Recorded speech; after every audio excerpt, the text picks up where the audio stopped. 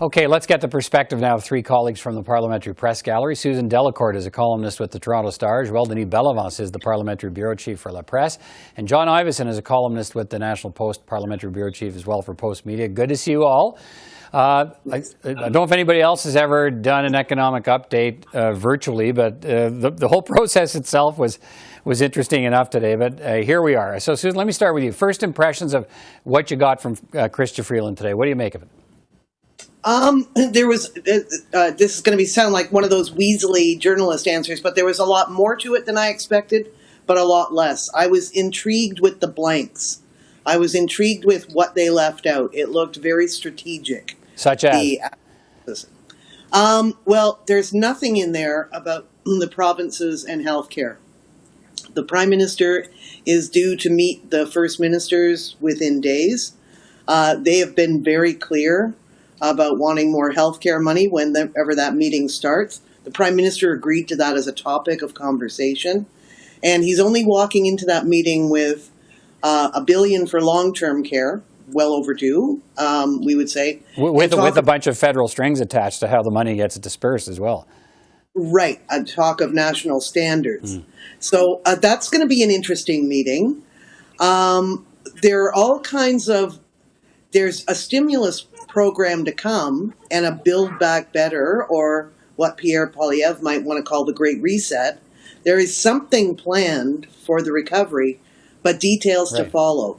And you could say that's because they don't know. You could also say it's because they want to negotiate that with the likes of the NDP and other opposition parties. Right, I think so Jagmeet Singh made it clear in this program that there's going to be some negotiating because he doesn't like what he sees. So there's too many things missing from it if we do get confidence votes around this. John, let me turn to you. What did you see in what Chrystia Freeland delivered today? Well, you're just talking about a $100 billion black hole. I think that the deficit, $381 billion. We saw the debt going up by an equivalent amount. So you feel like you're almost through the first phase of the storm. The projection was that next year the debt would be 121 billion, then it would go down to 50 billion, and we'd get back to somewhere close to normalcy within 4 or 5 years. And then you get to the part which says, forget all that because we're going to add another 100 billion to it over 3 years, and this is going to take the debt to GDP ratio up $50 billion.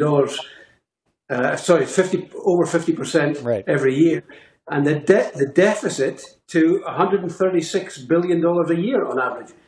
So I kind of got caught in this recoil where I thought, well, that looks not so bad, and then I thought, yeah, it really is bad. Right, because that's your fault. You kept reading it. If you had just stopped reading, you would have been fine. I should have stopped halfway through.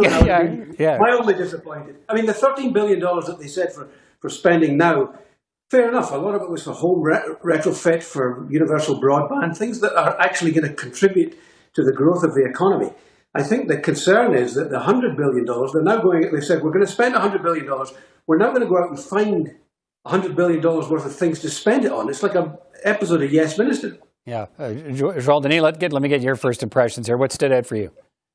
Well, for the first time, we have some projections for the next 5 years. So that's new. And I think this shows that the government is intent on trying to reassure markets that the situation will improve over time. And that was a key message from the finance minister. Yes, we're still in the middle of a pandemic. It may get worse before it gets better, but we see the light at the end of the tunnel. And as Susan mentioned, there are some blanks left in this fiscal economic update, because it's going to be left to the budget, and the budget will probably be the launching pad for the next federal election. So expect more announcements in the next federal budget. Yeah. Susan, let's talk a little bit more about that, because that's clearly one of the main parts of what we heard today. Yes, there was more pandemic spending and some money here and there to help different Canadians, different industries. Some industries still not getting help that expected help, I think, in this economic update. It's still not there. But a lot of that focus is on that building back better and a focus on childcare and women in the workforce. How animated do you think that conversation becomes between now and the budget as the government, this whole conversation about re-engineering an economy or this economic reset, however you want to frame it? What do you expect to hear? I think it is going to get really interesting. I think it shows that the government had decided quite a while ago that it was not going to negotiate with Conservatives for this future. It is a very NDP, Green, maybe a little bit of the Bloc friendly program. You're definitely seeing things that the NDP has mentioned. I think Jagmeet Singh actually put up a list of things that he wanted today. So I think they're getting used to dancing with the New Democrats, so they may keep doing that. Some of these things were promised in the throne speech and promised in the 19 election or a million years ago. So some of this there's pharmacare in there. Yeah. We are going to have a conversation about things that are going to make the left side of the Liberal Party very happy. But to John's point, though it's not going to make blue Liberals very happy, but this is very definitely a government that does want to do some socially active things. It was, I should say, as a shout out for my gender, it was the first kind of budget from Canada's first female woman cabinet minister, and finance minister, finance minister, pardon me, and she put her stamp on that too. John, I was going to get to that, and you can work that into the same conversation around how you think the conversation goes on rebuilding and retooling an economy. But do we already know something different about Chrystia Freeland's approach to this than we got from Bill Morneau as long as he was there? Well, I don't know if there was that much of a difference in approach. Obviously, Morneau had argued to rein in spending, and Freeland is clearly not reining in spending, and obviously the left is going to be delighted with this. But the reality is, the day that she announced this idea, this great reset, the jewel in Canada's artificial intelligence crown sold itself to a California company. And I think there are real concerns that going for gold, you don't stay in Canada. I mean, we're swimming in debt. We're relying on low interest rates. And I think if you rely on low interest rates and not durable economic growth, you're potentially in trouble. We've got a widening trade deficit. Productivity is going down. Our exports are not performing thanks to natural resources being in the doldrums. I mean, there are some real things to worry about in the Canadian economy right now. It's, as somebody said, more fragile than it's been since the 1930s. None of that registered in today's statement. Yeah, Joël-Denis, let me talk. The Premier of Quebec has in many ways been leading the premiers in the conversation around the need for more health transfers, higher health transfers to the provinces. There aren't going to be provinces, what they heard today, this $1 billion fund to help with long-term care homes, as long as you submit your spending plans to the federal government and we approve those spending plans. How's that going to go over?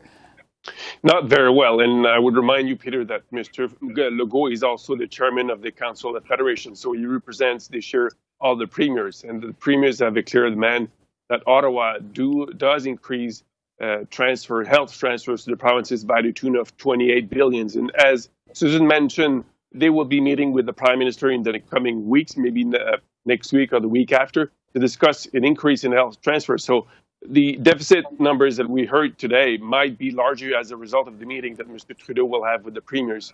And I'd like to go back to the fact that this is the first economic update presented by Chrystia Freeland as a woman, as the first woman finance minister. I was thinking, and how would Bill Morneau would have written that economic update today?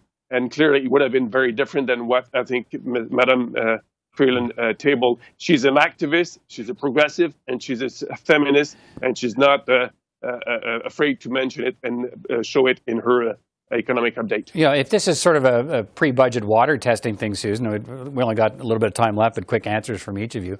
Aaron O'Toole doesn't like it. Jagmeet Singh says he doesn't like it. He wants to make some changes. The Bloc doesn't like it.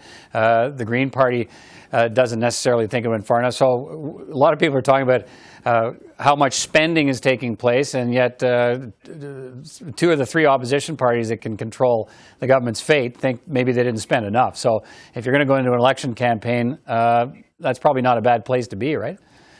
Yeah, I'm going to be watching the NDP again as usual. The initial noises have been, of course, the Conservatives aren't, but what Jagmeet Singh told you, I think is a sign that there's a lot of talking to go on before the end of the year and into next year. Yeah. Is an election platform in waiting, Joël-Denis? Absolutely, and the fact that the government is already announcing $100 billion investment plan to kickstart the economy, this is going to be built around that. How do we spend $100 billion over the next 30 years to revive the economy? So that's a nice platform for the Liberal government. Yeah. What are your thoughts, John? Essentially, the message would be, look, we didn't care about deficits in 2015 when we won. Now we don't care about them again if it means putting money into the pockets of Canadians. At the end of the day, I don't think that's what people are going to be judging their vote on. I mean, I think at the moment the biggest existential threat to the Liberals is the vaccine rollout. I think if we don't get a vaccine on time, and other countries are getting it, not just the Americans, but if the Mexicans and the Indians and etc. are getting it, then none of this will make any difference. All right. Thank you all for your time tonight. Take care, everybody. We'll talk again. Thank you, Peter. Cheers.